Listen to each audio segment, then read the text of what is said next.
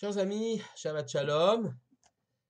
Ce soir, nous allons étudier la paracha de Chaye Sarah.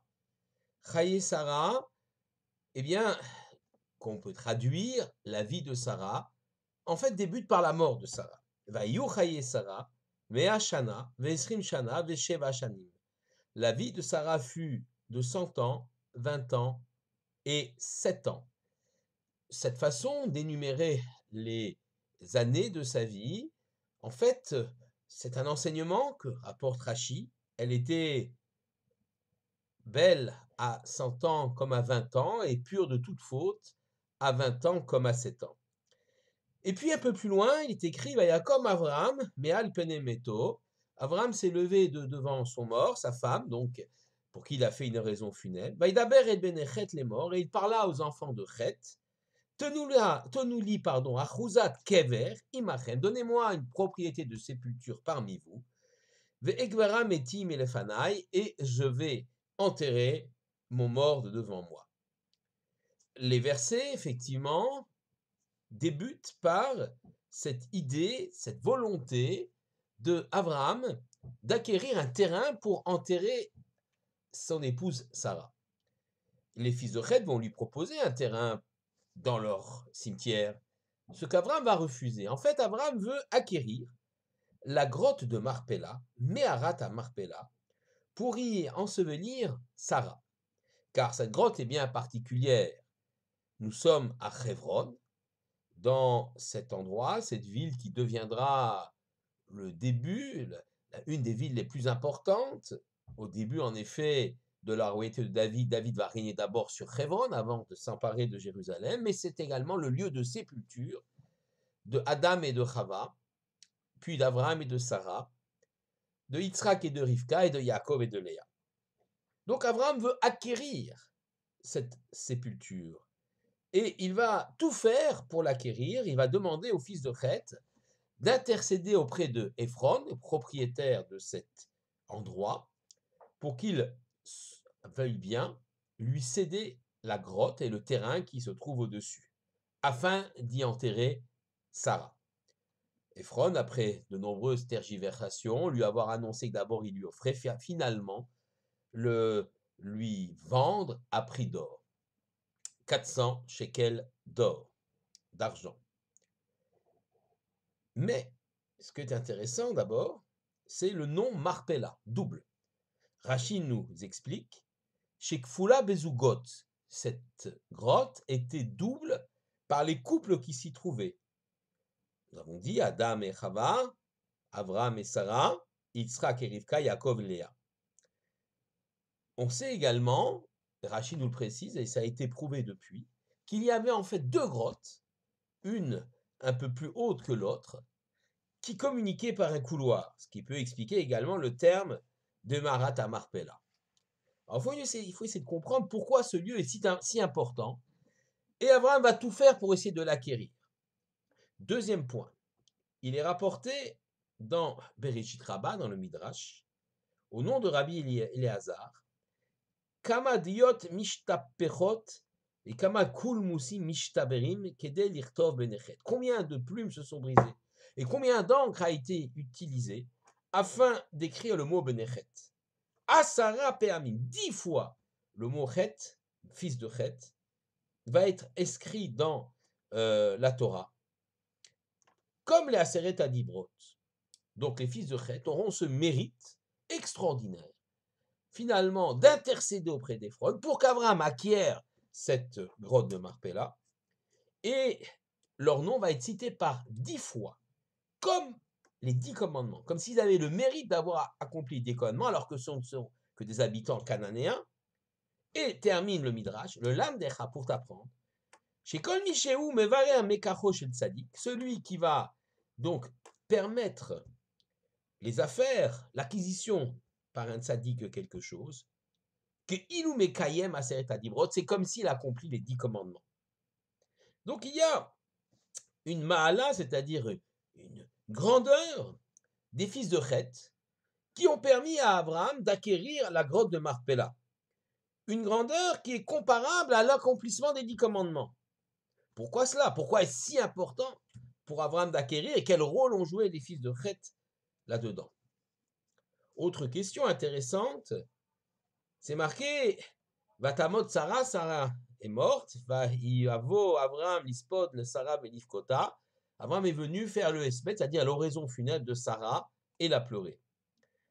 Il écrit dans le Midrash Tanchuma, Itril Abraham lifkot alea. Abraham a commencé à pleurer, et l'Omar, et il a dit Eshet Chayil, mi yimtsa, le fameux Eshet Chayil, qui va être écrit par le roi Salomon des années plus tard, une femme de vertu, et il va réciter tout le Eshet Chayil en l'honneur de Sarah, et un peu plus loin, dans ce Eshet Chayil, il va dire Zamama Sadeh vatika cheyou. Elle a désiré le champ, et elle l'a acquis. De quel champ s'agit-il? Rapporte le Midrash Tanchuma, de la grotte de Marpella. Ceci est bien curieux, car Sarah n'a pas acquis la grotte de Marpella de son vivant. C'est bien Abraham qui a acquis cette grotte-là, après que Sarah, finalement, soit décédée. Pourquoi? Alors, le Midrash nous dit, en se basant sur le Eshet Chayil, le Hesped que Abraham a fait, elle a désiré ce champ et elle l'a acquis. Ces questions multiples, importance de la grotte de Marpella, rôle et grandeur des fils de Chet, pourquoi avoir écrit 10 fois le mot Chet, Benechet, fils de Chet dans la Torah, et quel a été finalement leur rôle, et pourquoi sont-ils si louables? Et troisièmement, Sarah, dont on dit qu'elle aurait acquis la grotte de Marpella, alors que finalement de son vivant elle ne l'a pas acquis. Ces trois questions, le Rav Mordechai Miller s'efforce d'y répondre dans son ouvrage Shiur, le Yom HaShabbat. Alors essayons de comprendre ce que c'est cette grotte de Marpella et pourquoi effectivement elle est si importante et Abraham veut l'acquérir. Nous avons dit que c'est une grotte double, certes, mais c'est une grotte qui constitue un véritable sas. De quoi parle-t-on quand on parle d'un sas? Vous savez, le Shabbat, on ne peut pas passer du domaine privé au domaine public. Et si j'ai une maison, je ne peux pas transporter un objet du domaine public au domaine privé, du domaine privé au domaine public. Et ça, bien sûr, lorsqu'il n'y a pas de hérouve, de barrière qui entoure la ville. Mais ce qu'on appelle un sas, iskoupa, c'est-à-dire un seuil d'une maison. Ce seuil de la maison a un statut un peu particulier. Si la porte est ouverte, alors le seuil de la maison va compter comme la maison. Ça sera considéré comme un reshut hayachid, un domaine privé. Je pourrai transporter du seuil de la maison vers la maison, mais bien sûr pas vers l'extérieur. Mais si la porte est fermée, le seuil de la maison sera considéré comme reshut haramim, appartement à l'extérieur de la maison. Et je ne pourrai pas y faire transiter des objets de l'intérieur de la maison vers ce seuil. En d'autres termes, cet endroit-là a un statut double. Il appartient un peu à la fois à la maison, mais aussi à l'extérieur. Eh bien, la grotte de Marpella aussi. C'est une sorte de sas entre Shamaim Vaaretz, entre le ciel et la terre. C'est pourquoi tant de gens veulent s'y faire enterrer. Pourquoi les patriarches s'y sont fait enterrer. Il y a donc une sorte de sas entre le monde matériel dans lequel nous vivons et le monde spirituel, celui des âmes. On nous dit que c'est Sarah finalement qui l'a acquis. Concrètement, c'est bien Abraham qui l'a acheté, ce n'est pas Sarah. Mais durant toute sa vie, Sarah a réalisé finalement la vie idéale qui permet de dire qu'elle a acquis, elle a désiré cette grotte et elle l'a acquise. Comment cela? L'être humain est à la fois, je dirais, un pied dans ce monde matériel, Aretz, mais une réflexion, une spiritualité qui le pousse à s'élever vers Shamaïm, vers le ciel. C'est ce qu'on verra d'ailleurs avec plus tard dans l'échelle de Jacob, qui est Mutsa Vartsa, qui est posé à terre, Verosho Magia Shamaïma, et le sommet atteint le ciel. Chaque juif, chaque juive, doit avoir à la fois cette capacité de vivre dans le monde dans lequel nous sommes, les pieds bien sur terre, mais d'aspirer vers la spiritualité, de se grandir. Or, nous savons, donc cette capacité d'harmoniser le matériel et le spirituel, Shamaïm, le ciel, Aretz, la terre, matériel, spirituel et matériel, les femmes ont une qualité encore supérieure par rapport aux hommes. Et Sarah, peut-être parmi les femmes, est celle qui a cette grandeur. Faire en sorte que la vie quotidienne matérielle puisse avoir une dimension spirituelle. Par les mitzvot, par exemple, à l'Akat Nerot, allumage des bougies, le Shabbat, par la mitzvah de la challah, le prélèvement du pain qui va sanctifier le pain quotidien, et encore par d'autres mitzvot, la nida, le respect des règles de pureté familiale, Sarah va réussir ce tour de force extraordinaire de lier le ciel et la terre de son vivant. Elle va donc acquérir cet endroit où plus tard elle sera ensevelie, qui symbolise de façon forte et qui matérialise, si je peux dire, ce sas entre monde matériel et monde spirituel. L'endroit de la grotte de Marpella, la grotte double, celle des deux mondes, du monde spirituel et du monde matériel, qui se lient et dont Sarah a réalisé de son vivant cet exploit, lier le matériel et le spirituel. D'ailleurs, la grotte de Marpella est à Hebron. Hebron, Milachom, Chibour, le lien, encore une fois, lien entre monde matériel et monde spirituel. En effet, c'est bien Sarah qui, durant toute sa vie, a réalisé ce lien entre matériel et spirituel, a fait de son foyer le lieu de la résidence d'Akadosh Baruch Hu, la Shekhinah, qui mérite plus que tout autre d'être enseveli dans le Marat Marpella, dans la grotte de Marpella. Évidemment, tout ceci a été écrit par Abraham techniquement, si on peut dire, mais spirituellement, la grotte, c'est bien Sarah qui l'avait acquise. Alors, revenons maintenant, évidemment, aux fils de Chet, aux Bénéchet.